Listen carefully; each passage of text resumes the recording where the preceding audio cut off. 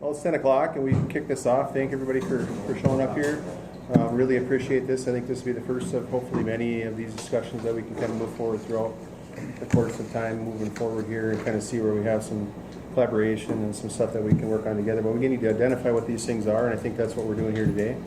First off, though, I'd like to go around and introduce everybody. I know probably everybody knows everybody. There's maybe a new person in the room here, so we'll just maybe for the benefit of that, maybe we can start off with Mayor Droba. Sure. Mayor Droba, Mayor of International Falls. Mike Holden, Councilor at Large. Walt Buller, Westwater Council. Mike Koochiching, Police Chief. Adam Coe, Administration Director. I'm Matthew Quinn, Christian County Environmental Services Director. Betty Bergstrom, City Administrator. Industrial County Commissioner. Ricky Roach, County Commissioner. Adam McIntyre, County Commissioner. Jason Shulman, Commissioner, District 4. Again, thank you for all being here. Thanks for the intros. And we don't have to go in any particular order here. I think we just have kind of some bullet points here on our sheets. Some of the things I guess I would like to talk about is a community strategy, which would obviously encompass everything that is below that. So we can maybe skip that to the end and kind of put those in priority once we figured out what there was. Maybe the first item up would be the customs facility. I think that the city maybe had this on there, and I think it's a general consensus of everyone that this is going to be a big project, along with the International Bridge as a consideration working in there. Now, I know we've had some discussions about this bridge in the past, and I don't know if anyone would like to elaborate a little bit on where we're at with that. I guess I'm not 100% sure. I know it was inspected to be in good condition, and that's kind of the last I heard as of a couple of years ago. So if anybody have any more information on that, we certainly can discuss that and kind of see what the city's thinking on direction on that. So the City of International Falls is meeting with the Senate Bonding Committee tomorrow. They're coming up to walk and inspect the bridge. I don't have a specific concrete time of when that is, but tomorrow we're going to go through and walk through. We had a meeting last week with Dwayne Hill from the Department of Transportation, just kind of discussing what the game plan is and the deterioration of the bridge and why we're looking at it. I've reached out to the mayor of Fort Francis. He will be joining us again, time permitting, because they're doing a community strategy meeting tomorrow as well. So he's going to have to pull himself away to be able to go with us at a moment's notice to be able to walk the bridge. Speaking with Senator Koochiching, with the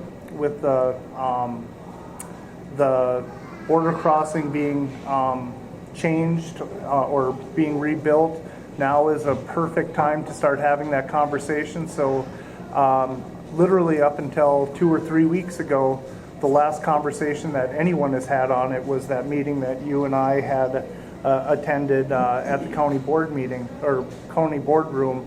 But this just really popped up since the last meeting I had with Senator Koochiching, and it is moving forward relatively fast. Dwayne Hill says that there is a lot of political momentum to try to get this.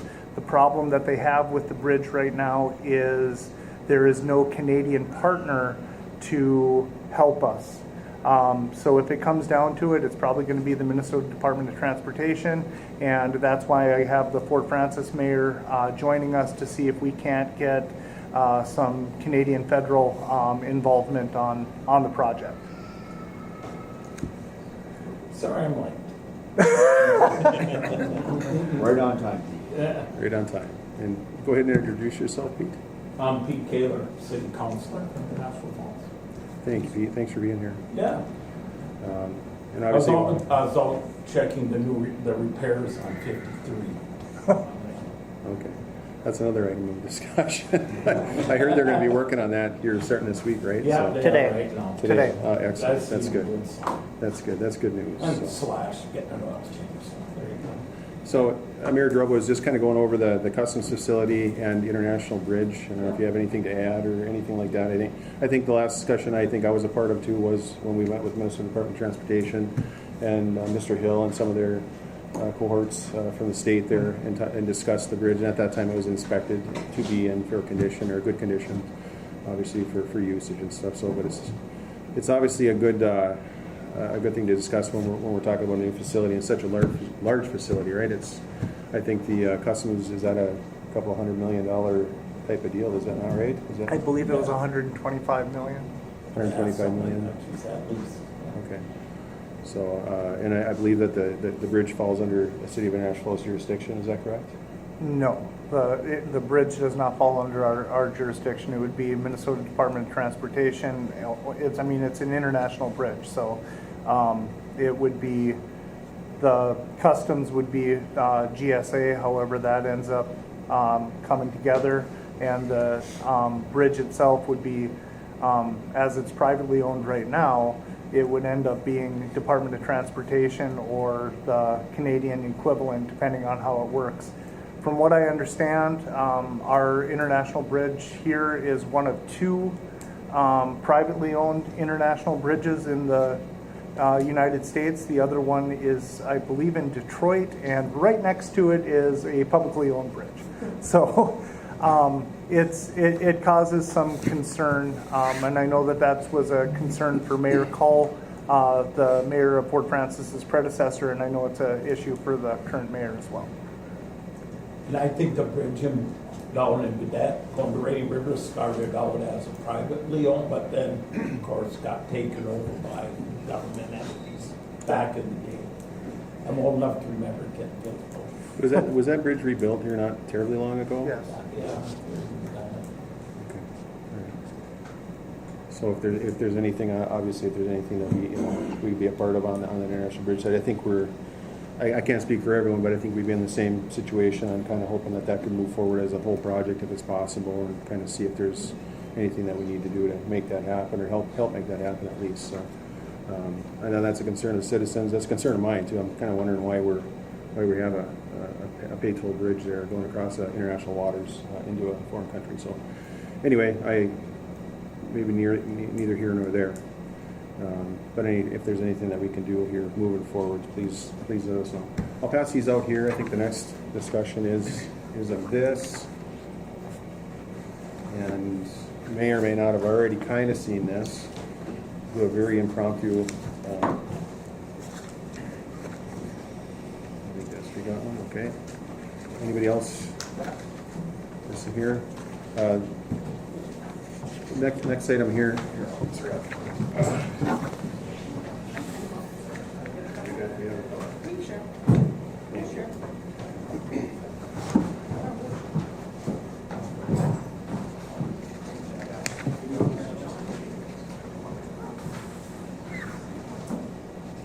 So kind of what's before everybody here now is just a schematic design of the Koochiching County Jail Edition. It's been going on for probably a year and a half. It really kind of tightened up a little bit. We're about third way through this process. Third of it is schematic design. Second is actual design, and then the third phase is the actual building of the facility. So, but we're kind of moving along that. If you thumb through it, the first on the first page or second page, if you call it, on the double-sided deal, is just kind of the facade. And when you're looking at this, you're facing north. So when you're looking at it, you're kind of standing on 5th Street, looking at it, from 5th Street going facing north a little bit. That's kind of the conceptual drawing. The tie lines, just some of the notes or some of the tie lines that'll tie in with the existing building. Some of the brick lines and separations on the first and second floor, just to kind of try to mix the old with the new, or older with the newer.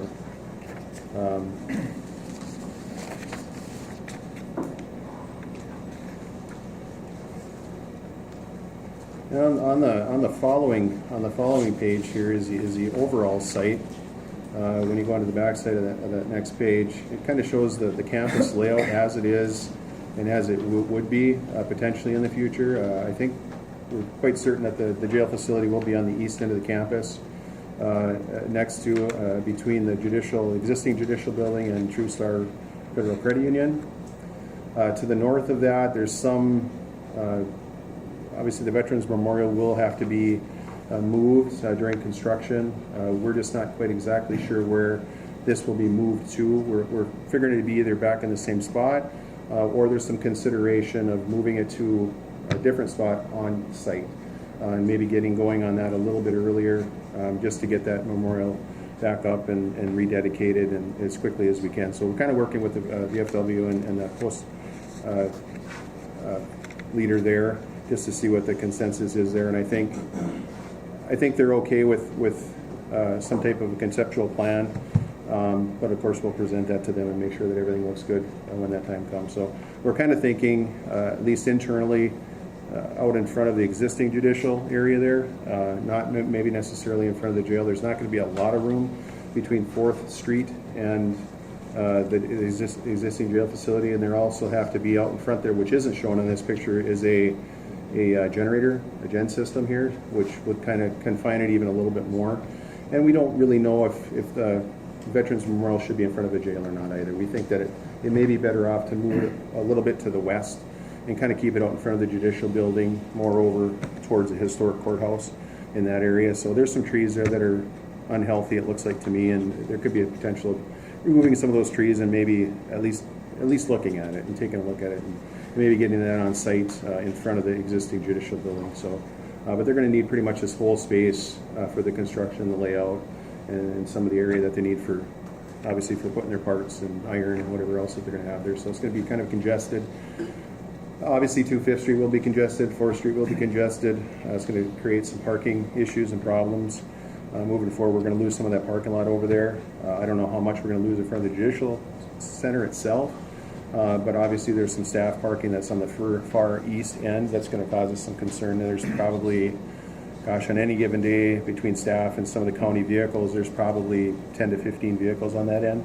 And on court days, that's probably pretty full, actually, all the way through there. So when they have in session court, parking is going to be a future issue. So that's something to maybe consider in the future. Maybe figuring out, working on a plan. Where's the best place to put these folks when those days are there? Now I know we've kind of have the city's kind of eliminated the calendar parking in that area to a certain extent, and maybe if there's a consideration that might be extended to maybe further that area if it's not enough, or if we're okay with that, we could maybe just leave it the way it is too. But just some thoughts on that.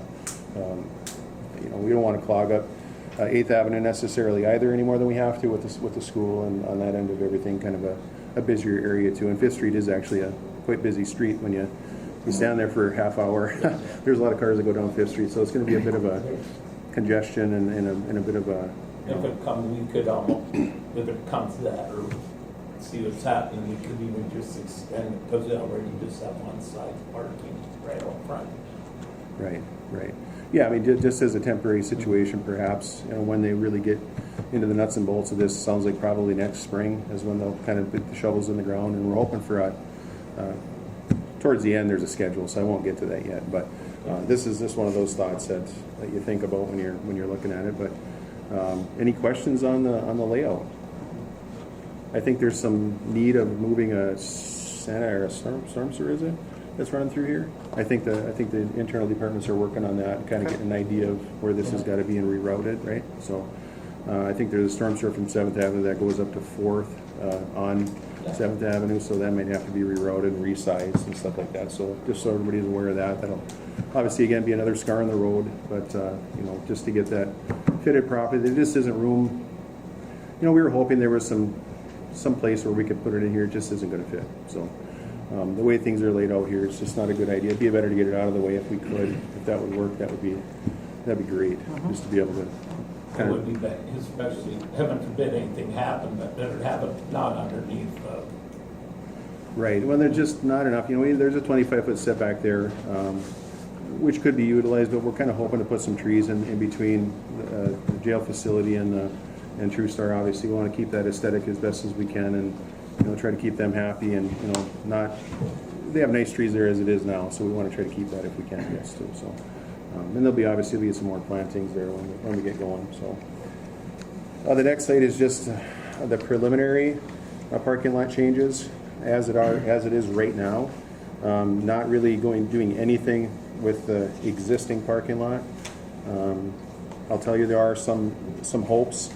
We also have a bond request to the state of Minnesota for some parking lot improvements for Koochiching County to remove the tunnel, some tanks, and the highway department building under parking lot improvements, actually, so we can continue this parking lot and kind of do the improvements that are necessary. We have heating and cooling system, or heating system, excuse me, is primarily fed for the campus, is actually under in the basement of the highway department building. So right now everything's fed through tunnels, just pipes and stuff going to each of the buildings and stuff. And the air conditioning is a little bit different. They're kind of a building by building type of deal over there, but the heating and stuff. And under that, guys, there with the new jail facility, we are more than likely going to oversize the heating system to cover the whole campus. Is I think what we're planning on doing. It's very minimal cost to the county to get us where we need to be able to heat the whole campus. I think there's some concern of how that's going to look like and what's that going to look like. We have condensers now from steam to hot water, and we got to remove that. In one area of the old building, we have some pretty serious work to do in the historic courthouse. They have the old radiators like you see. Will they work okay with hot water? Maybe, maybe not. If they don't, it's gonna be quite a lot of money to change the piping and get that updated and upgraded. So that's some of the concerns and some of the stuff that we're looking at. Maybe not necessarily next year, but the year after. Obviously, we have to have the heating system in place first. We have to have something to hook up to. And at that time, then the highway department building could be removed technically if it needs to be. Also is out of compliance as well. Stairs, ADA compliance, and some of the issues there that we have, asbestos and otherwise, that just make it inhabitable, or not inhabitable, but inhabitable to continue to be in that building. So we're looking at moving that site as well to a different site. So that yet has not been a final decision, but that's kind of the idea of getting rid of that building, and then that would be within this bond request too. So anyway, so moving on to the next, it just gives you a little bit more detail. Pete would appreciate this perhaps. Some of the details of the layout of the jail is some of the issue that we have with the current existing jail is the linear. I heard linear a lot. I had to look it up. What's exactly is linear, right? Well, linear is being able to see in all directions, basically as much as you can see. In the current existing jail facility, there's some linear vision, but not a lot. A lot of it's done with cameras and things like that. This here, you'd actually really be able to physically see each of the pods and each of the cells. They would be quite literally right out directly in front of the command center. Obviously separated, secure doors, so on and so forth. Visiting areas, offices, not necessarily expanded. In a different area, excuse me, to provide a little more light too for some of the offices and also some of the inmates that will be staying in the facility. There's some requirements of having some natural light available for that too. So we're going to hope to be able to accommodate that. On the outside of it, as kind of a neat note, on the outside you see a dark strip on the outside of the building. That is actually utility access. So when you look into the utility access, you'd be able to go and actually work on some of these issues that pop up in these cells without actually having to remove people from the cells.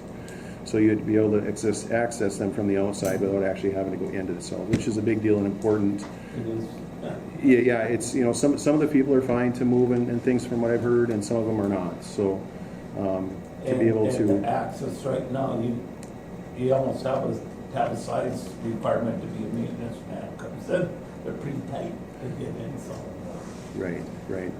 So and this here ranges anywhere from 5 feet to I think it's about 3.5 feet out there on the front, next to the handicap cells. So there's still availability to move through there. And then it goes to about 4 feet on the other side around the rest of the existing building there. So we've talked about this. It is a little bit of a cost upgrade, obviously, because it's more square footage, but we feel that it's well worth the utility maintenance hassles, and for the future, whoever's taking care of it, it's just going to be that much safer and easier to get at stuff. So this is a one-level facility, too, I'll mention. You'll see in the first picture that we started out with, it kind of shows an overhead view.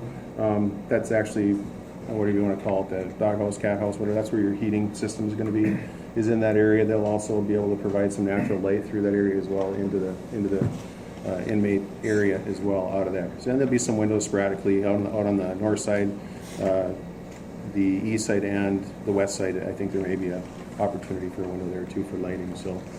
And then what you see there is it's a 2-story. Actually, you're going out of the 1-story into what would be a connection to the existing judicial building. You would walk into that hallway area there. I think it's around 20 feet. And you would get into an elevator and go up to the second floor of the judicial area. There's some holding areas there. Along with this here too, when you get into the next, in the upper floor plan, there's just going to be some minor upgrades to the judges' chambers, some of the bathrooms, and the jury room is a big deal too. So we're going to kind of upgrade the restrooms in those areas, have a little bit of a vestibule there, have some availability, a little more room, and which would be kind of nice. So I've heard that it's not an extremely inviting jury room to be in. If you've ever been there, it's already not that happy to get there. So, Right. It's quite cozy, I think. So it still may be a little bit cozy, just be a little more practical and give us a little more space up there too. So and then obviously there's going to be secure doors separating all this stuff here too. That was some of the consideration and talks early on, was how do we secure from one area to the next area. You're going to be going into basically a public hallway when you're walking through to go into the first and second floor, because you have kind of the walkthrough that goes into the state admin offices from the judges' chambers and things like this here. So there'll be secure doors there. They'll be operated securely. Obviously when there's no court, there's no need to have the doors closed probably. But when there's court, and if you have to, you might have to go around. That'd be a little bit of an inconvenience. But if there's court, you'll have to maybe go around the outside, kind of like you would have to if you won't be able to walk through the closed door. If you have to go through that way, well, you can always buzz and see if you can get through. So that's just a little side note. That was way early on. That just happened to bring up here. So this shows a second floor of the mechanical electrical. That's basically what that is. That's where the expansion of the heating system for the campus would go.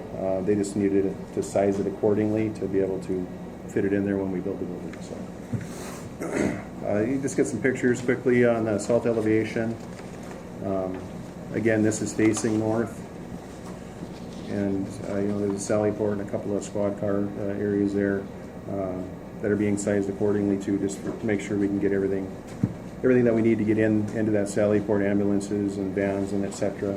To make sure that fits in there with plenty of room to get around it. So there'll be an employee entrance on this end of the building as well, and a public entrance on the west side of the building. If you look at you also have a west elevation, which would be kind of not indicative because there'll be a building in front of most of that, right? So you have a couple of windows.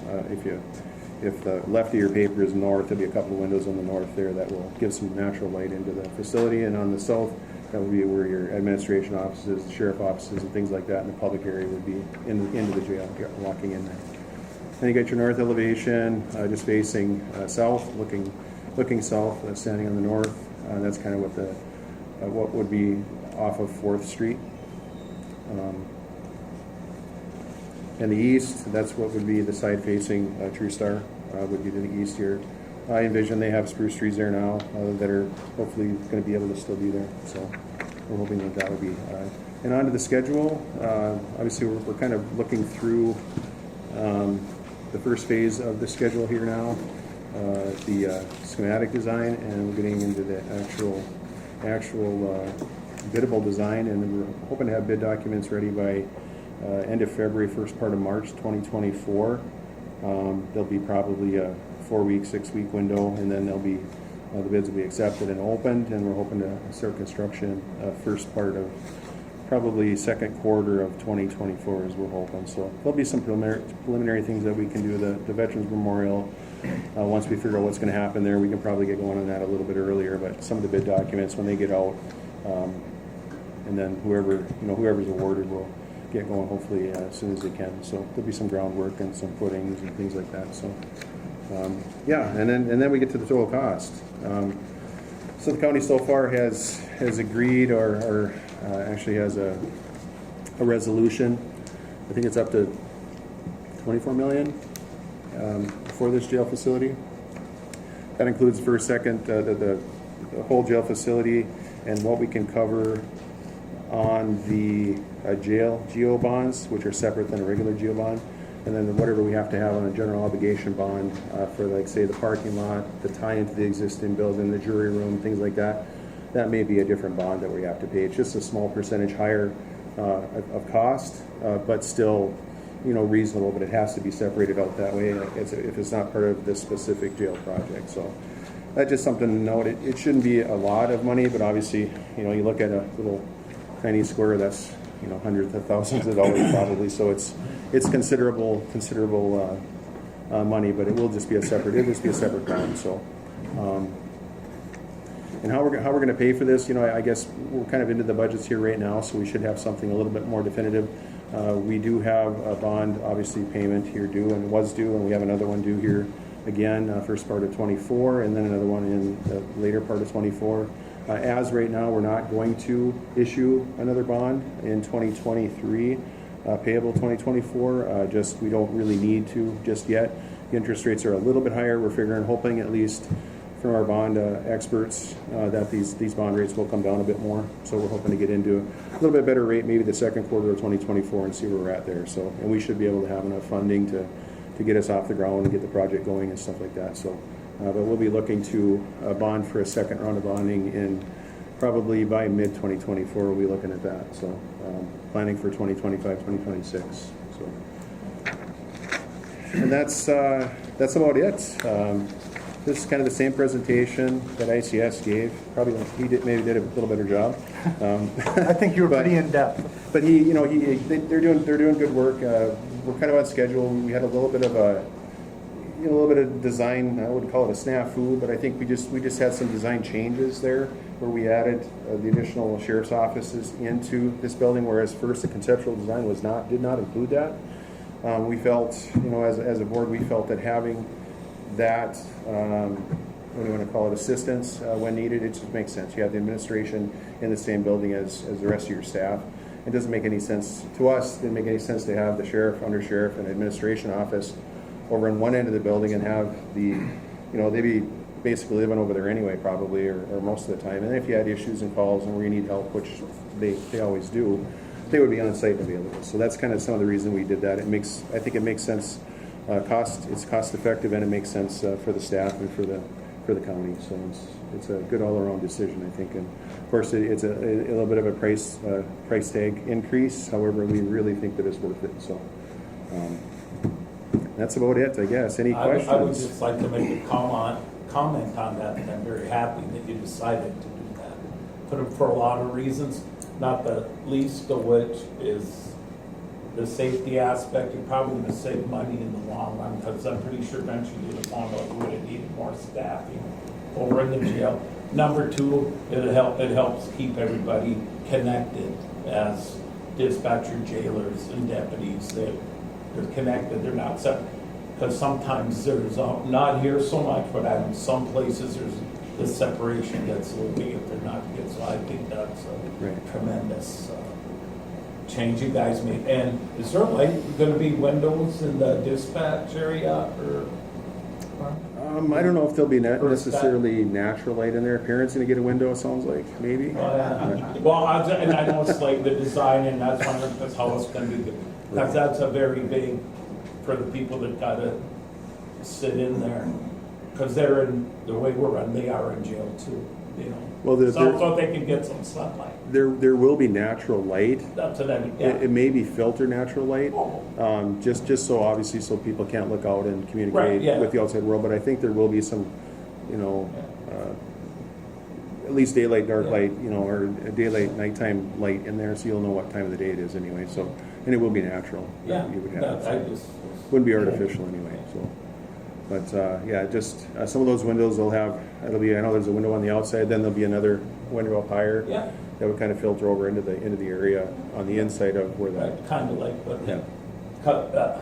on my slow times, I spent a lot of, I can probably tell you how many rocks are outside on the parkland, just getting a chance to look outside. Just my little personal comment. Oh yeah, no, I think we're in the right, direction. So. It was a little bit of a step to get us to that point of getting the sheriff's office in there. I really do think it's well worth the cost and well worth. I think you hit the nail right on the head, Pete, with getting the connection with the staff and having that support right on site is going to be extremely important. So, any other questions from anyone? Oh, all right. Next up is the vacant law enforcement center. This is still kind of up in the air on what's going to happen with this here. We're not 100% sure what's going to go in there. Right now, we're just kind of looking at a move over. Obviously, everybody has to have a place. We can't plan really anything until we actually have a place for these inmates and things to go when the jail is actually up and running, officially up and running. It has to be vetted. We have to do tests, obviously. I think there's, what, a 3-month window, Perrin, that we have to kind of go through of testing and making sure that all the doors and locks and all those things, communications, cameras, all that stuff has to work the way it's supposed to work. So that's part of the testing phase before anybody can actually move in there. At that time, then we would be able to, have some availability for space in the existing law enforcement center. So, and I know that your police department has moved on, which is, I think, great. But I'm just want to throw this out there for the city, is just to say, we have a whole wing of a building here that's going to be somewhat not planned for anything right this second. Some of the preliminary schematic designs at first included a lot of the departments that were over in the auditor treasurer area, moving over to that. That's not obviously going to happen. If we need some more room there, we do have a boardroom that we can kind of carve out if we actually have to have more administration area over in the judicial building, let's say, on the easternmost part of the building. And we could technically go to a different room. We could go upstairs to the third floor courtroom.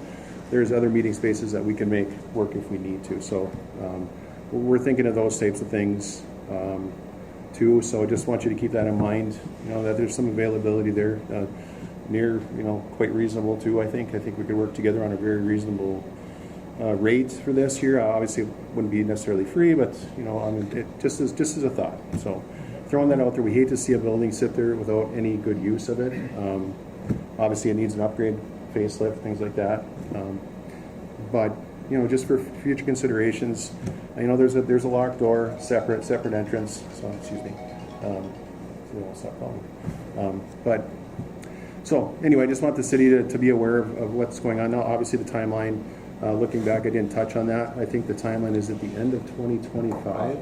Yeah, I saw that in there. Yeah, so I forgot to mention that. So we're looking at probably, realistically, when we're all moved in there, probably first quarter, second quarter 2026 is kind of the timeline of that building being, available or whatever. And that building is still in the considerations of getting the heating system upgraded. That's going to be part of the whole plan of the jail, is to kind of run the heating all the way over there. The air conditioning is a little bit different. That's a per building type of deal. So it has this kind of a standalone air conditioning, I think, that was just upgraded here 3 years ago.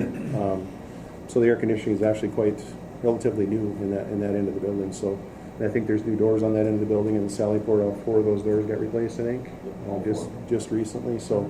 And we got the sewer finally fixed in that area too. So the sewer issues that maybe some people remember have been remedied, at least for now, where they found a problem that was actually causing the problem. So anyway, but just wanted to mention that and keep that on the burner anyway. So Can I just jump in really quick on that space? Sure. So I don't think everyone here, because you've had turnover at the county, we've had turnover at the city, on how everything has happened. I don't want to go into great detail on it, but from what you guys have here is considerably different than what we were given when the conversation was whether we wanted to stay with the project or go on our own. I think that we've always had a belief that working with the county makes a ton of sense. Shared spaces, but we're in a weird spot too right now as a city, because we're looking at having to figure out what we're doing with the ambulance and the fire department, and if we're going to do shared services, and knowing you guys were going through this process, we wanted to make sure we were doing our due diligence as a city to do our process to see if sharing shared services makes sense for fire, police, and ambulance. So that's kind of why we made the decision that we had made. Bacchus is working well. We will be the first to admit this is not perfect. It is not what we would like to see. We are working on a facilities project right now where they're looking at all the facilities we have, how that looks. I love the opportunity of coming back to the law enforcement center. We're not opposed to that, but I think we want to do our due diligence as a city to see what makes sense, because shared services, shared buildings make the most sense. However, whether it's the city of International Falls sharing those services or sharing with the county and having the law enforcement center together, it makes sense. So we're definitely willing to continue those conversations and discussions because we've never had any issues with the sheriff's department, the county, nothing like that. We just wanted to make sure that it made sense for us. It makes sense for you guys. This is a much better layout than what we were showed before. So definitely that is something that we can look at in our facilities as we move forward. So it does look way better now than it did a year and a half ago. So thank you. Well, yeah, just keep in mind too, thank you too, Mayor, for that. If you could do anything, what would you do? Yeah. Keep that in mind because, between the city and the county, we have a lot of things that we can do to make things happen, what make the most sense. Too, Yep, So absolutely. if we have existing space and there needs to be additions, there needs to be vacations, there needs to be things like this here, we can make those types of things happen. Trees are trees. They can be moved, too. So there's certain things that can be done. It's just overall in the whole thick of things in the long-term type of looking at it, considered at least. I appreciate you taking time and thinking about it too. Yep. So, because I think too, looking back on this, it does look more appropriate to do this, and I do understand the separation of the services. Yep. However, something that is still closely working together would be obviously something I'd like to see too, if we can continue that. So, and this wasn't here before either, so this is all kind of changed. This is part of the 100%. This idea, is considerably different. Yeah, this is part of the idea why the drafters and stuff were kind of getting a little bit cross-eyed with us when we're going to these POC meetings. They're like, "Are you going to change?" Because eventually you've got to make a decision and you have to get them moving. Otherwise, it pushes everything back. And then when you push it back beyond a certain point for bidding and things like that, well, then you get into a next year and it costs you more money. So, and that was some of their concern, and obviously some of our concern too. Yep, So, absolutely. anyway, moving on. Any questions? Any further questions or comments on the vacant law enforcement center? All right. Moving on, we will move on to the next item is the airport. So I had asked to have the airport on, and it kind of goes to the conversation that you and I had had. It's the airport is a project between the city and the county, joint powers agreement, and I think based off of our initial conversation about it, I think we're ready to look at the joint powers agreement. I know you had some concerns. I have some concerns. One of the issues that the city has with the airport agreement is they don't have their own bank account.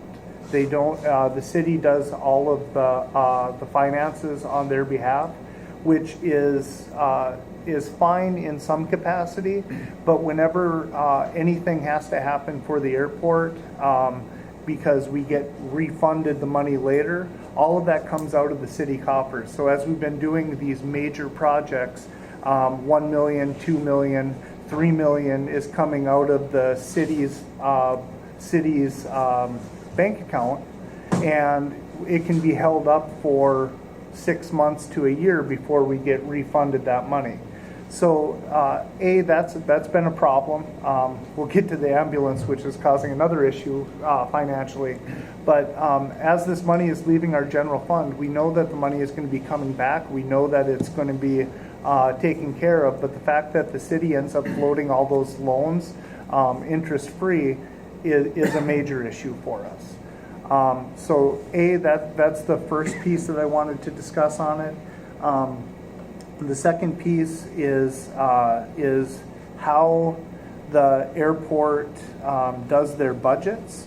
I know myself and Walt are on the airport commission for the city, and I believe it's Destry and Ricky are on for you guys. And it's my personal assumption, and I think that you agreed with me on it, and correct me if I'm wrong. It's the only department that we have a co-relationship on, that they come up with the budget and then it goes back to the city and county, and then we have to figure out how do we get this into our budgets for the year. So as the way I would like to see it done is the city and the county are able to agree on early in the budget process how much money we can afford to give the airport, and then the projects need to come in within that amount, because some of the projects at the airport, just my personal belief, and I'm not speaking on behalf of the city or anything on this, just my personal belief, some of the projects have gotten so large, and in my opinion, personal opinion, unnecessary. And I'd really like to see us come up with a dollar amount of what we can afford to be putting towards the airport, and then building those budgets within those restraints. So that's another issue that we have, is how the budget process for the airport goes, because we have 2 county commissioners, 2 city councilors, and appointee between the city and the county that make the decision, and then whatever dollar amount comes in, that's what the city and county have to fund. And it's become, in the past, difficult. I remember when I first got on city council, we had to come up with $580,000, and I was like, oh, okay, well, this is really crappy. We have to raise our levy. We raised the levy, and I'm like, well, at least next year we won't have to do that. Next year we had to come up with another $300,000 for the airport, in addition to the money that we had got the year before. So that's part of the issue that I'm struggling with, is there's always more. You have projects you guys need to do. We have projects we need to do. The airport is important. It is an economic driver for our community. I get that. But I also know that if we don't have roads, we don't have sewers, we don't have police, fire, ambulance, everything else, we're really going to continue to struggle. So how we fund the airport, I think, is something we really have to look at. And the final one, which we've discussed, and I would love to have the conversation with the county and maybe be on the agenda to discuss it. We would really like to see the airport annexed into the city of International Falls. There has been some discussion between myself and Commissioner Roach early on in your tenure as a county commissioner, and I just don't think that there's a understanding of why we're asking, why it makes sense from the city's perspective, and it's still all in the county. It could all be in the city, and it can all be in the county. And we have a handful of reasons why we'd like to see that happen. And I would be more than willing to have that conversation at a public meeting, at a county board meeting. It was passed by the Airport Commission a little over a year and a half ago, maybe even 2 years ago now.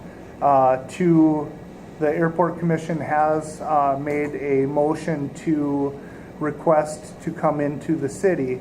None of the county commissioners at that time ever brought it back to the county and had it on an agenda or to be voted on at the county.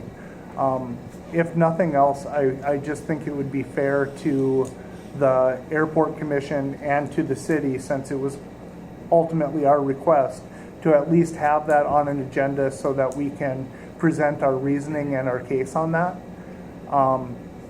So those are the 3 things that our concerns are with the airport.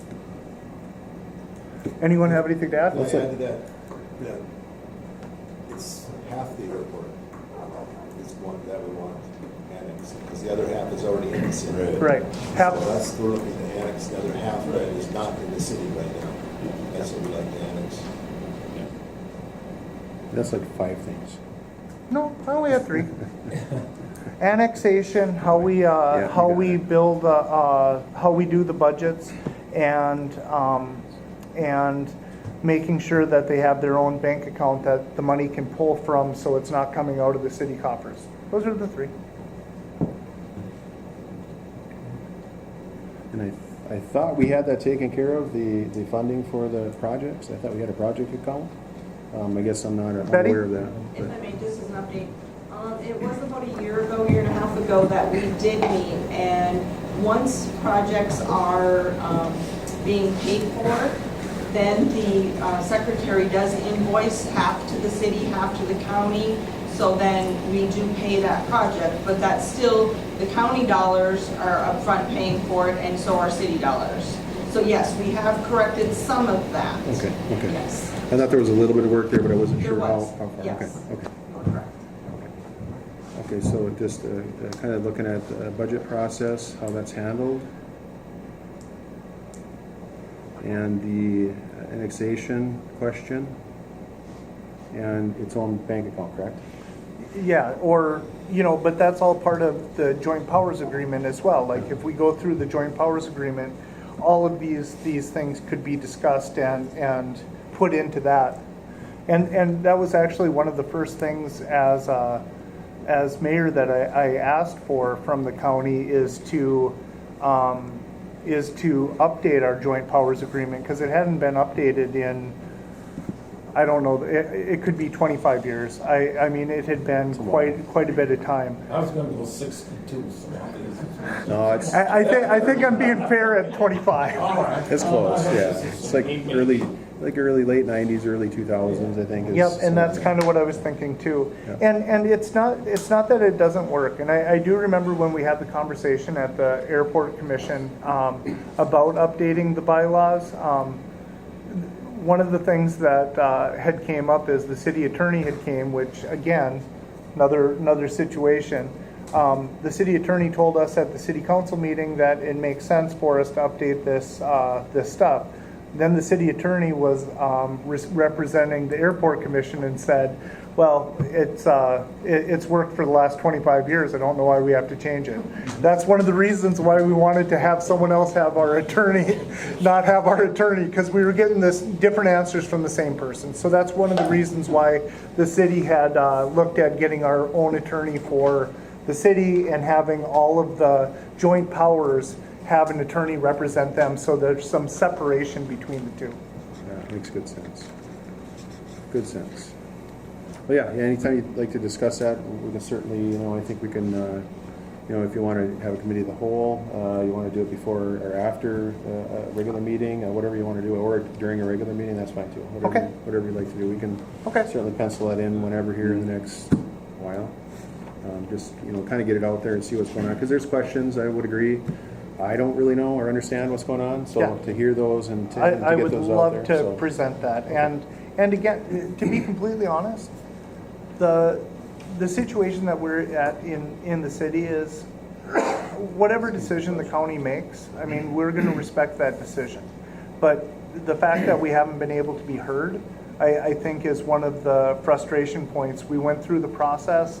We did what we were asked to do. We brought it to the airport commission. They brought it, and then we were never given an opportunity to have the discussion. So.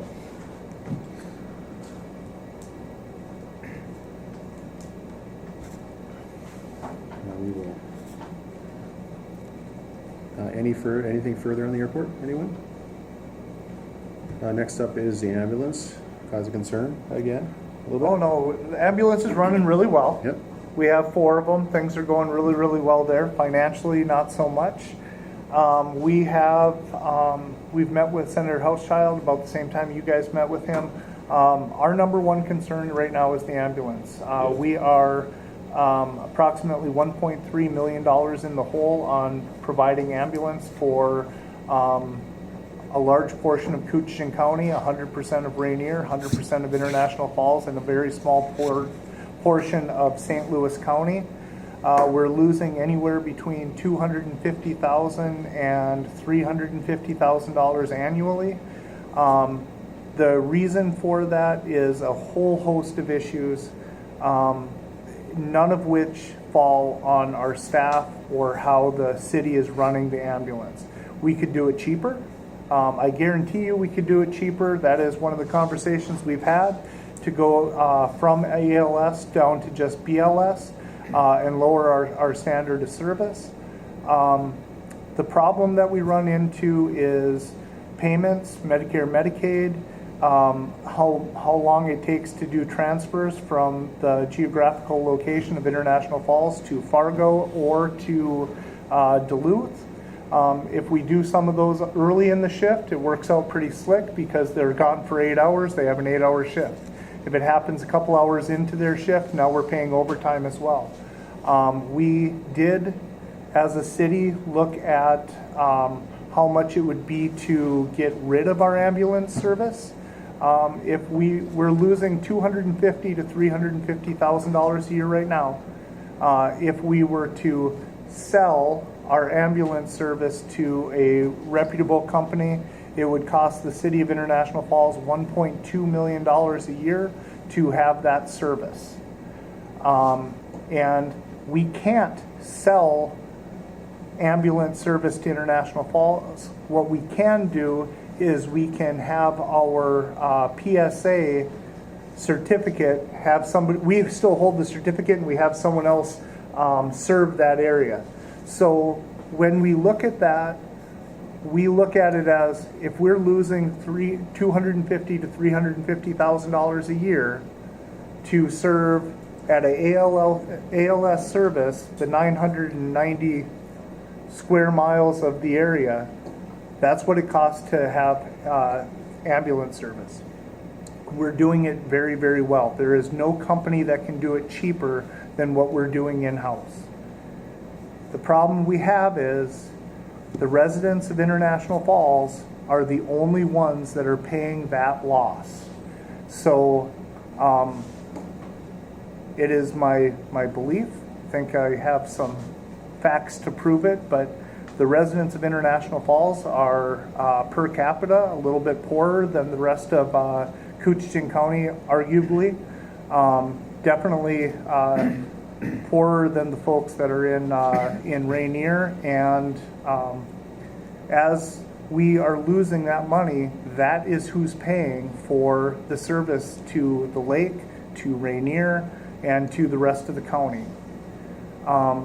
We are requesting, because we've asked for ambulance taxing district for 4 years. We have not been able to get that to happen. We are requesting from the state of Minnesota to allow us to charge for the PSA to the other governmental units. We don't know what that's going to look like, but we are in danger of not, I don't want to say going bankrupt, but we don't have the money to continue the ambulance service, and there's no way for the city to get out of ambulance service. I know that one of the first things that I got on city council for was, we're going to fix that. And I know Mike, first thing he was going to do is he was going to fix that. Yeah, it's been 3 years, 4 years, and we're at the same spot. And it's frustrating. It's frustrating because it is the people from International Falls that's paying for it. There's no doubt. And that's why I'm all for a taxing district. And if that don't work out, then we got other options we can do. But our number one priority, when we were asked, when we got on the council, what's your number one priority? It's to clean up that ambulance thing, one way or another, because we can't continue to go at that rate. It just keeps getting bigger and bigger and bigger. And if I may add. Yes, please. To point out that for every dollar we use from our general fund, which we're not supposed to have to do, because it's supposed to be like water and sewer, self-sufficient. But we gotta take out of our reserves, which breaks our own policy to keep 6 months worth, I believe, or 50% in the bank in case of emergencies, in case you have a governor like, about 15 years ago decided not to release local government aid to cities and counties. And for every dollar of that we have to put towards the ambulance service, just put in perspective, that's also that's money we can put in the roads, water, Cary Park, the library, and these are also services that people living outside the county also use. I mean, so not only are they going to get less ambulance service, well, eventually it's going to start affecting these other service we give. And Harley's more optimistic to me. There's no other way to say it than either go bankrupt or have 30% tax levies every year. That's exactly where it's at. And I'm not so they keep telling me we can't not have an ambulance, But I'm willing to find out what happens if we don't And- have and- an ambulance from the state. Because that's the case we're at right now. We're at a point where, at the very least, if we can't get some help somewhere, whether state, other communities, that we're gonna at the very least have to go down to ALS or a combination of both, which is also probably gonna entail, well, we got paramedics. If you don't have paramedics 24 hours, well, guess what? We don't need to cover 24 hours. Those be people's jobs. I mean, let's just be honest, this is where we're at here. Well, And just to clarify to people that don't know, what the ALS is ambulance service with the paramedics. The BLS is basic life support. And basic life support means that they're gonna come pick you up, take you to the hospital, and that's it. There's gonna be no treatment when they come. They just the BLS, and that's the part that we're gonna have to, the point that we're getting to, rather than ALS service like we have now. We have a paramedic come to your home and do some analysis and do some medication or do some help with life before they stabilize you and take you. This will be BLS will be, I'll come pick you up and just take the ambulance, take you to the hospital, and that would be the service. And that's what we don't want to do. We don't want to go back to BLS because I want somebody, if I have a heart attack, I want somebody who knows what to do and stop it right away. Well, and add on to that, if we have a BLS service, somewhere back to the hospital, having to find a registered nurse to ride with you down there if you get transport, depending on the situation. And that's part of the reasons we got into it, because they started having problems finding nurses or scheduling or whatever, which that was one of the reasons. This is another idea. so that's kind of what our big issue is in a nutshell. I mean, we're genuinely looking right now at the funds that were allotted to cities for that safety fund, or public safety funding. I believe it's like $220,000 roughly. We're looking at putting that towards our ambulance debt. We also have a conversation, although I would guess it's going to be highly unlikely, of putting our additional LGA this year of $459,000 towards the ambulance debt, because we are dangerously low of keeping that 50% margin, and it's twofold. I mean, it's legitimately part of the airport funding coming out of the city, and it's partly because we're holding all of this money because it's an enterprise fund, like Pete said. The goal is to make money, and historically in the 80s, in the 90s, you could make money at the ambulance because the Medicare, Medicaid paid enough money to pay your staff, because staff didn't make $20 an hour or $25 an hour, but now they do. Medicare, Medicaid hasn't moved up with the price, the current standard of how much to pay. So we also have had the conversation with Senator Klobuchar about an additional increase rate for super rural, which is already a designation that they have.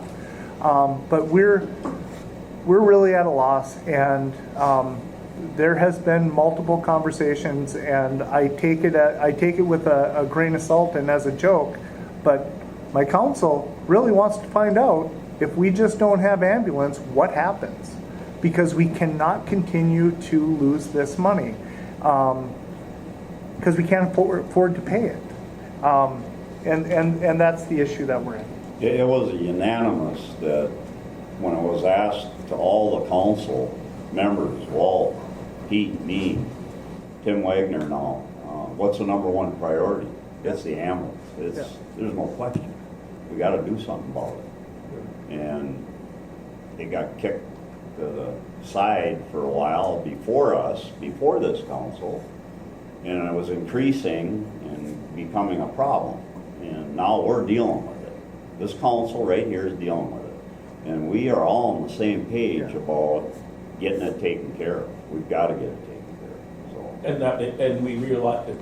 And now this basically says, Misery Lane's company, we're not alone. This is for a lot of rural places, but unfortunately, we're that much extra rural to other places that it makes it, for that private companies to make profit, and just the site, they're having the same issue now in Big Fork with their hospital. Yeah. And because of Medicare and And the one piece on the ambulance taxing district, as those conversations were going on, very, very good conversations that were leading us down to a path that made sense. The one part that I struggle with for an ambulance taxing district, anybody can make the decision to opt out. International Falls is the only one in an ambulance taxing district that can't opt out. So if we do that and the county decides they're in and Koochiching or St. Louis County decides that they're in, but Rainier decides that they don't want to opt in, they just don't have to pay. They get all the same services and they don't have to pay. So right now, I'm honest with you guys. I understand from your perspective for your residents why you don't want to do an ambulance taxing district. I understand why Rainier doesn't want to do it. We get all the services without having to pay for it. But it's really killing us. It's absolutely killing us.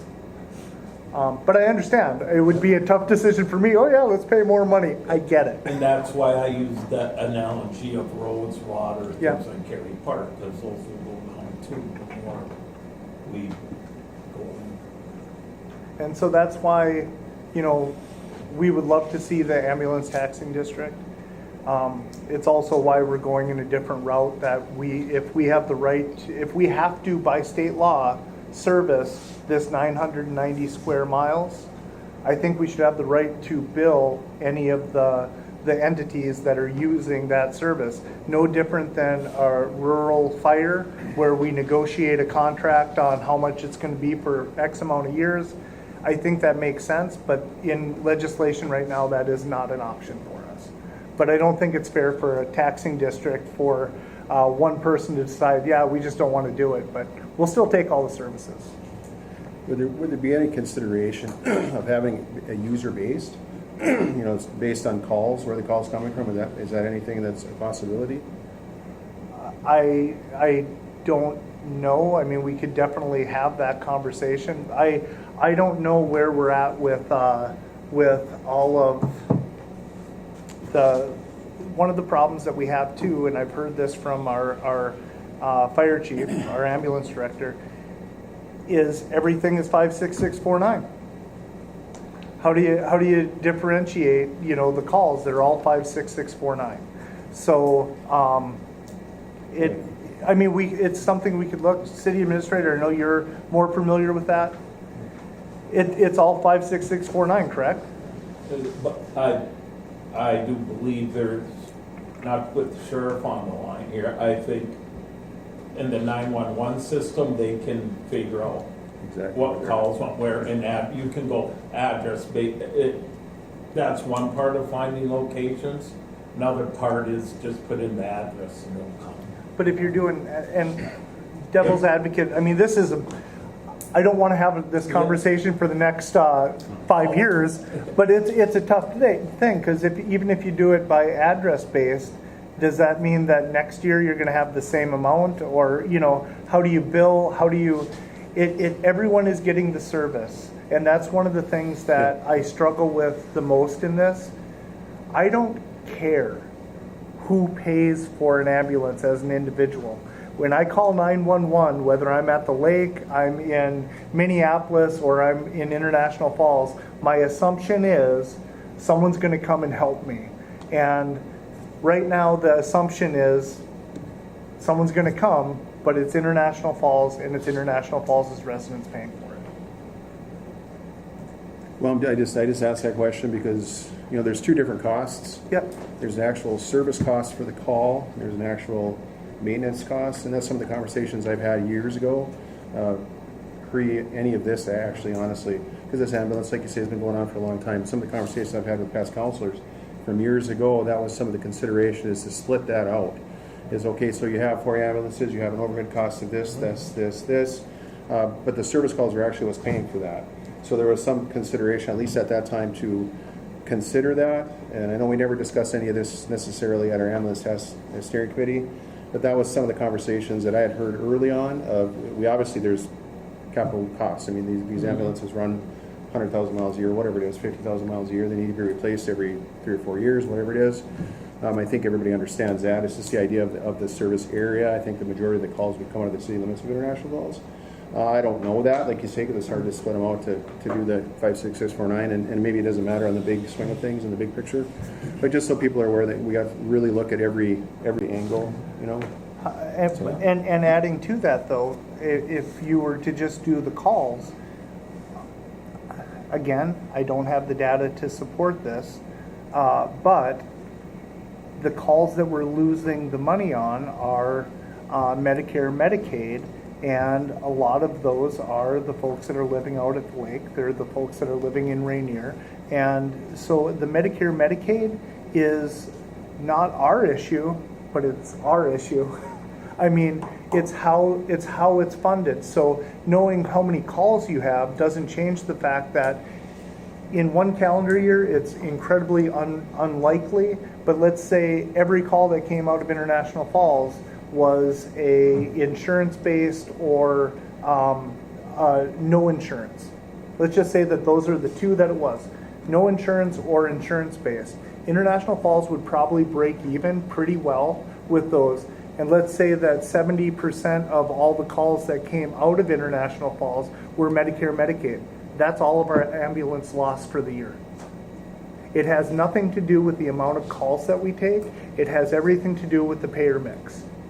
And those are outside of our, so if everybody, including International Falls, was in a taxing district and our residents had to pay an additional $75 a year for ambulance service, along with the people in Rainier, people in Koochiching County, and the folks that are in Captogama in St. Louis County, if everyone had to pay an additional $75 to go into that fund, that would make sense, because those people are the ones that are going to be using the system.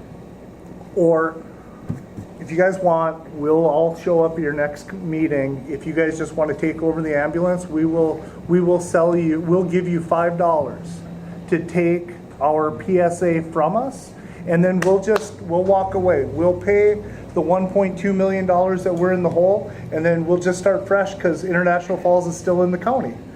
Well, I just Okay, so yeah. $5. You know, I just want to get the numbers through. We can figure the numbers out Yeah. in the end. One Yep, calls, absolutely. I think. Just so when somebody asks, we have that information. I'm not saying that it isn't true or is true, but somebody's going to ask. You know they will. And the Rainiers, Absolutely. I've been looking into that as well. They've also, obviously, they're not here today, but they did have a resolution early on opposing any type of a Yep. taxing district.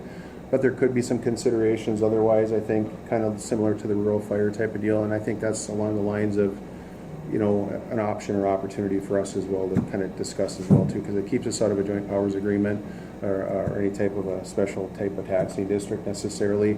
And is it the right thing to do? Maybe, maybe not, but it's got to be talked about at least. And, you know, everybody's got to kind of take a look at that and see what they think too. Yep. So that's kind of, you know, the advantages or disadvantages of a joint powers agreement may or may not be the best route for us to go. I think people are, you know, in general, I think it's kind of, it gets a little bit fuzzy and muddy a little bit with something like that unless it's clearly defined. So I think that's some of the considerations and concerns that I think the county has. And, you know, the calls is irrelevant. Obviously, we need the service. It's a great service. They do great work. It's a great asset to our community. We need to have it. So, you know, we obviously don't want anything to be shut down and move on to somewhere else and see what happens. Because I think what's going to happen is you're going to wait 2 hours to get an ambulance is what I think is going to happen. That's what they do in rural Montana and out in the areas where it's, you know, super rural, you might say, is they literally have to wait for a couple hours to see an ambulance. So We've had situations where people have to wait days. Yeah, We have had a situation where people had to wait days to get an ambulance out of International Falls because of how many people we're running, how many people we have. I mean, that's the issues. You know, we don't have the funds to fund ambulance, but if you're in the hospital, your expectation is you're going to be able to go to another hospital if you have to. Right. Yep. Absolutely. I've got a point I'd like to make. I'm Billy Walt, private citizen, and I would prefer the ambulance go down to basic life support. I run 25 years with basic life support ambulance.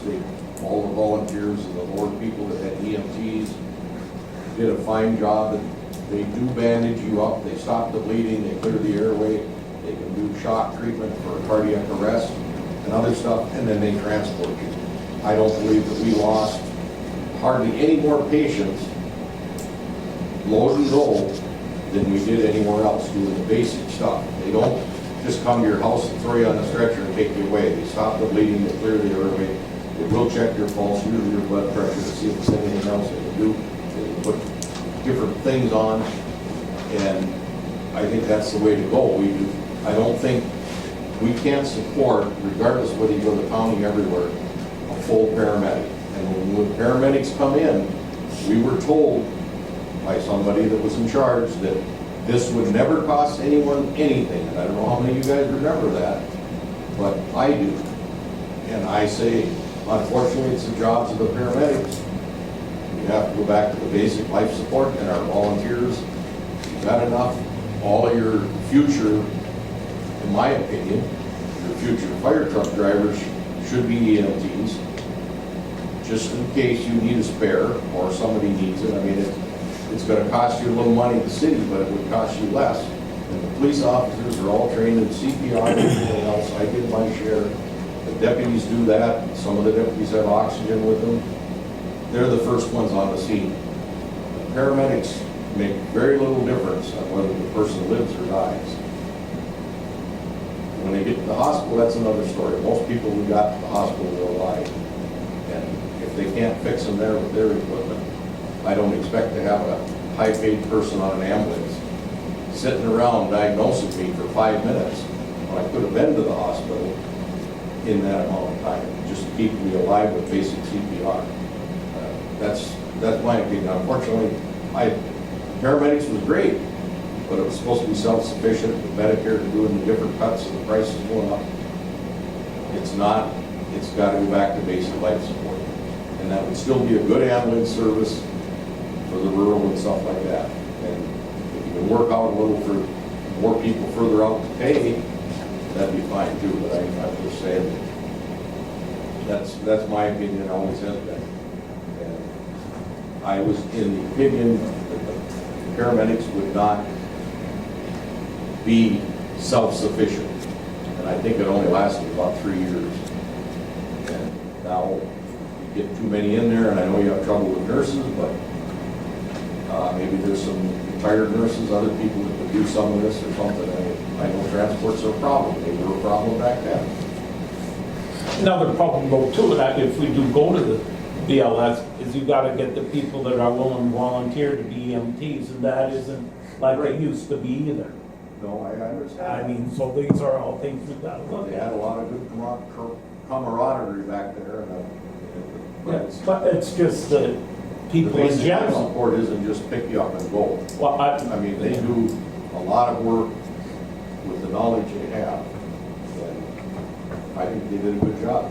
One thing you gotta look at though is when it's EMTs and not paramedics, then they're waiting at the fire hall for the EMTs to come there. And sometimes it took a long time before they got there.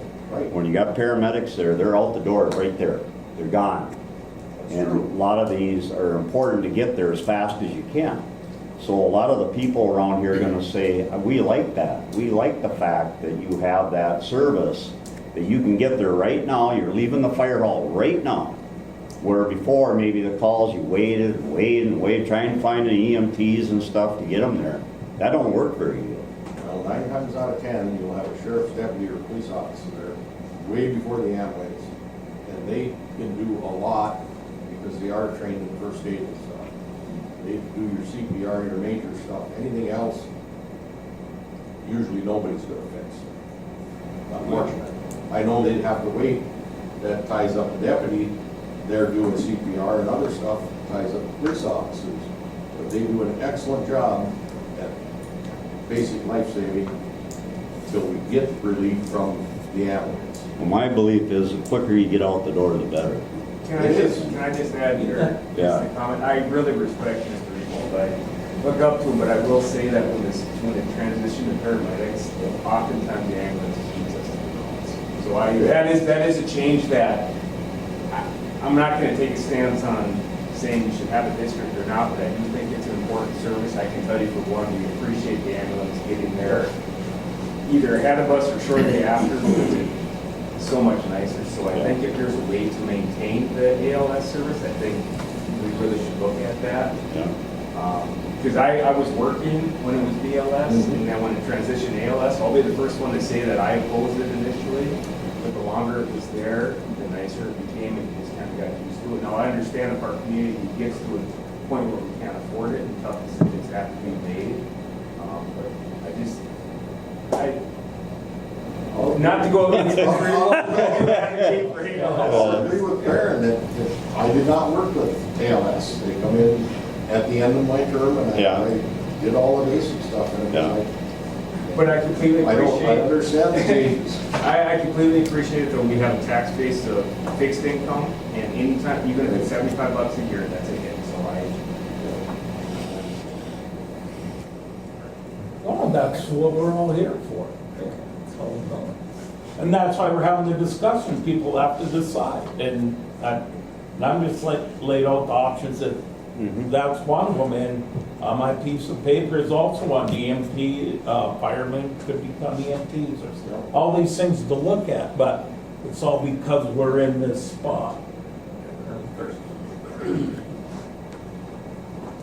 All right, anything else on the ambulance, anybody? All right, thank you for that discussion. Next up is KETA funding. So the only reason I put this on there is because, as you guys know, the city fronted money to KETA so that they could get through the year. We interest free, and it was not a big deal, but it has we have not been repaid.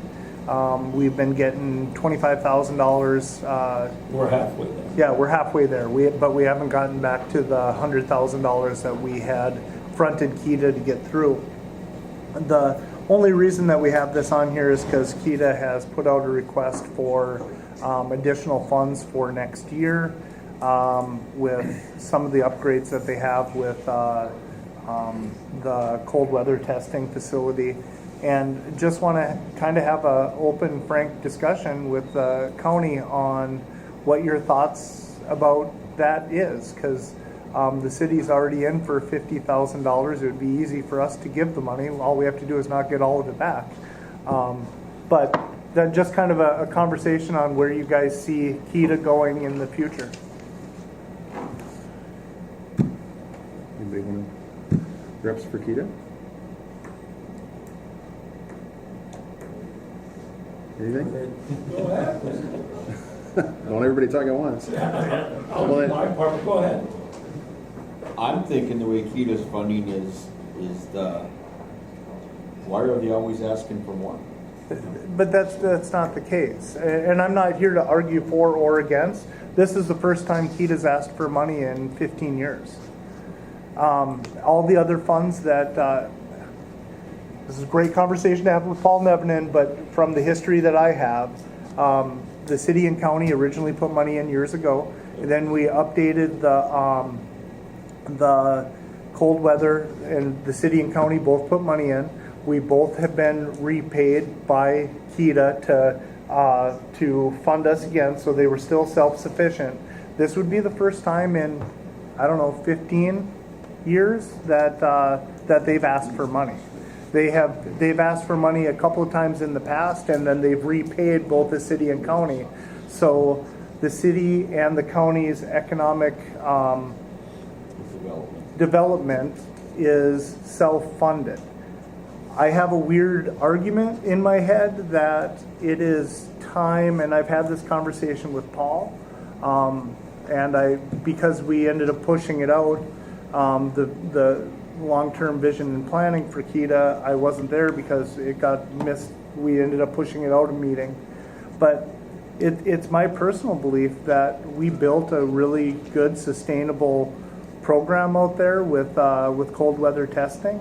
It's also my belief that there are other things that are difficult to start in northern Minnesota that could be a strong venture for us.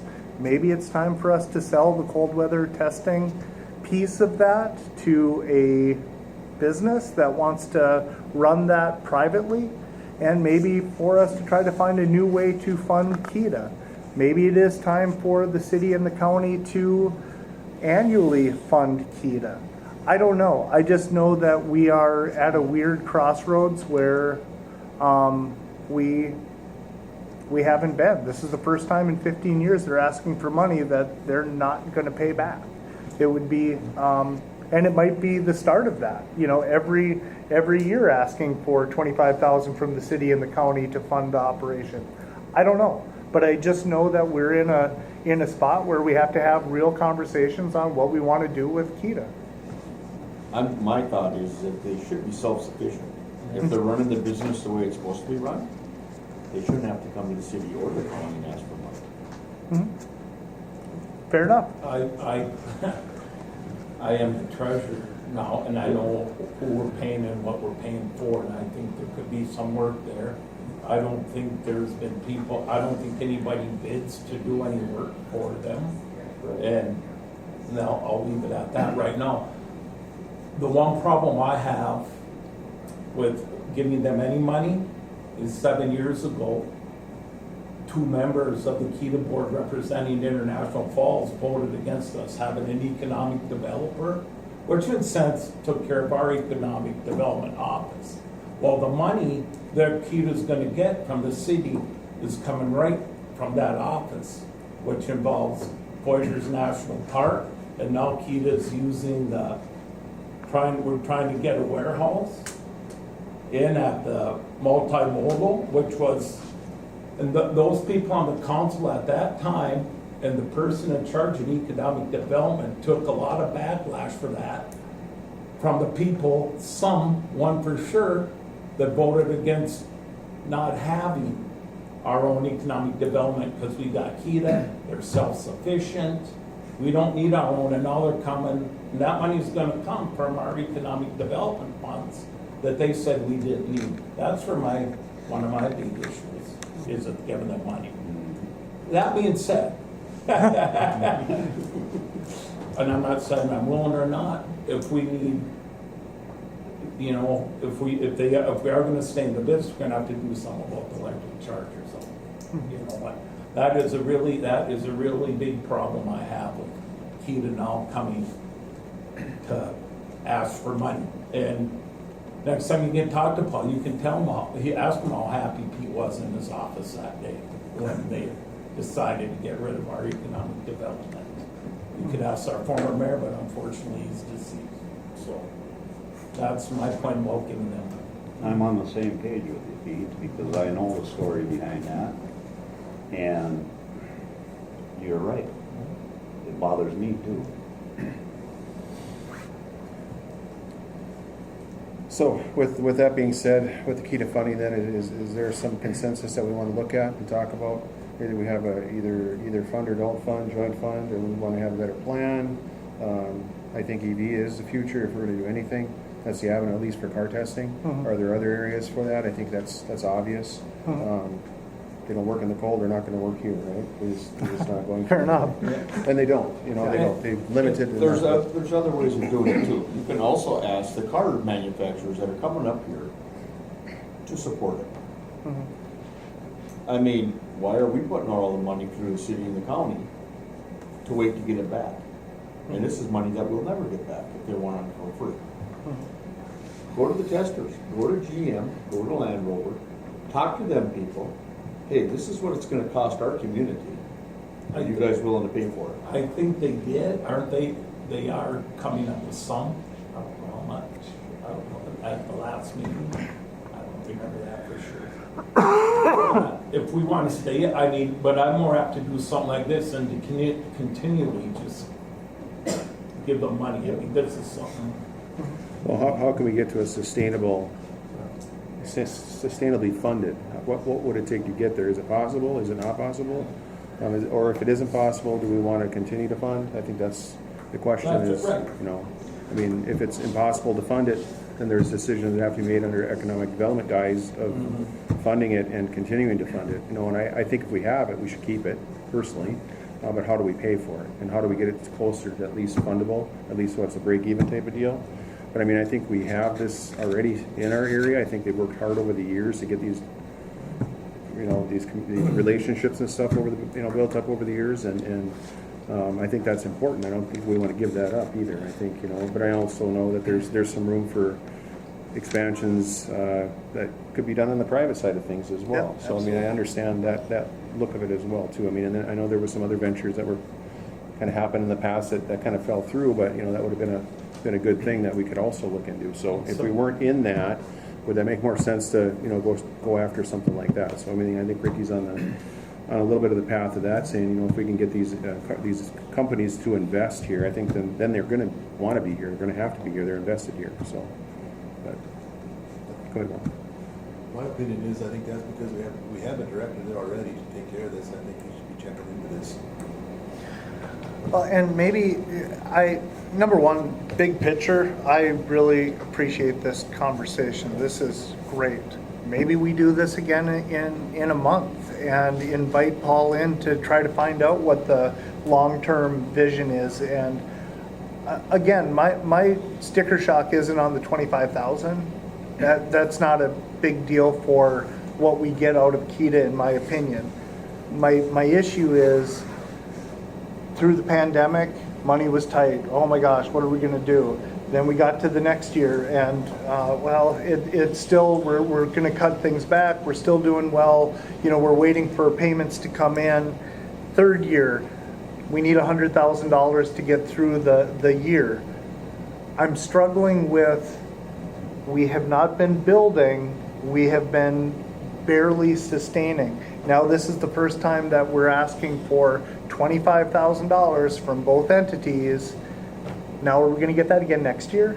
Are we going to get that? I need to understand what the business model is to be able to get us to either grow, or maybe it is time for us to make other decisions. But I think I agree with the idea of giving the $25,000 now, because it is our business. It is how we are funding KEDA. It is how we're able to do our economic development projects right now.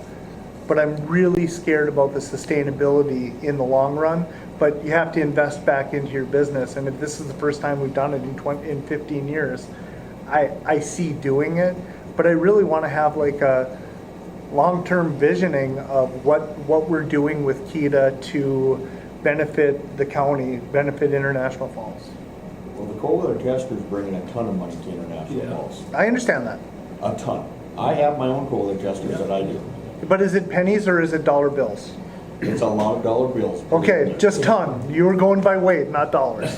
Well, load up a few dumplings because there's going to be a ton of it in there. And that's why, I mean, that's why, that being said, like for projects like to get the chargers and that built this time, but then maybe we got to start put some capital outlay money away or something, whatever. But if we ever have a longer decision, not this year, but I mean, that's my concern, you know, every year after year. Yeah, But and I agree. think like this, and like you said, it's easy for us. Harley, we can say, yeah, you don't pay us the rest back. Yep.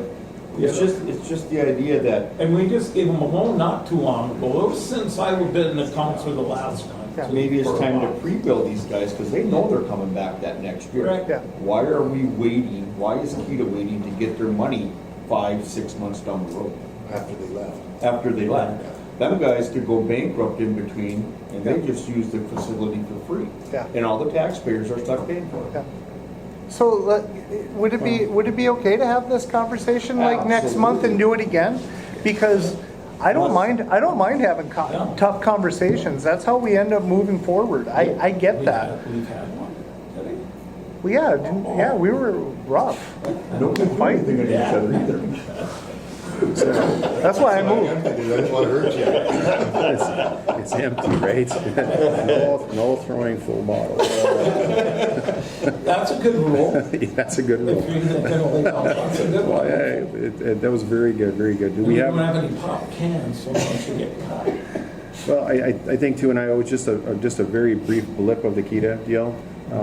You know, with some of the long-term goals and range, you know, things like this here, I think that's a future discussion that needs to be had. I think by, you know, because we are fairly new, the county board itself is fairly fresh and new on that board in particular, and I think now is a good time to take a look at it too, just to make sure that we're going to be sustainable in the future, and how can we get there? What do we need to do to get there? You know, right. that's the question then. You know, what are we going to fund and what aren't we going to fund? And that's the direction that we need to have for budgeting, obviously. Yep. So, anyway, but the sooner the better on stuff like that too. But, Another thing that I know, because we got off politics, right? But we get triple RB money for the 90,000 a year, and that comes from the legislature. Do we want to open up that can of worms and see if we can't get more from them? Or take a chance of losing what we got. That's what I mean. Yeah, that's what I mean. Yeah. let the sleeping dog lie on that one. I Yeah. think, we're really that little corner there. Yeah, I've been told the story 100 times. I was never part of it. It was way before me. Oh, Thank you for not just telling random stories. Yeah, no, it was way before myself, and it just sounds like it's I just want to make it's a that's kind very of what I was yeah. thinking. You know, we might just want to. But I mean, I think we could appropriate that accordingly too, you know, just to kind of see where we need to go with that. But one other thing I had was housing. However, we can maybe put that on our next agenda if that's possible.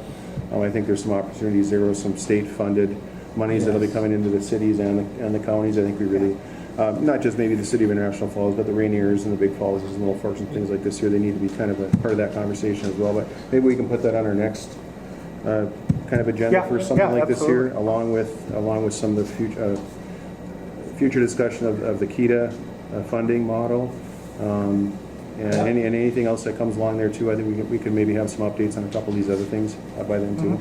So, but what's I guess we can work out a date either now or we can work it out later. What's everybody's preference? If we want to do this like once a month, I'm way cool with that. If we want to do every 2 months, but like do one next month just to try to follow up so we don't drop off the radar. Whatever we do, having a set date like the second Tuesday of the month, first Tuesday of the month, Wednesday, don't care, just need to, so it can be planned so we're not airport or KEDA, let's look at it. So whatever makes sense, I'm down with. Well, what's the first Tuesday look like for everyone? It's the October 3rd. October 3rd. I mean, Tuesdays actually, obviously we meet on the 2nd and 4th, so. I gotta go, before you get all that involved, can I throw one thing out there real quick? Sure, go ahead, It's sir. not on your agenda, the roundabout. Right. I would like you to make sure, as entities for the county and that, they put the right turn lane in off from 332. They said they weren't going to. That most of our people across 332 make a right turn, then you can merge without tying up the roundabout. They've got them in other ones, the cost is very minimal. And it was planned at the Rainier meeting.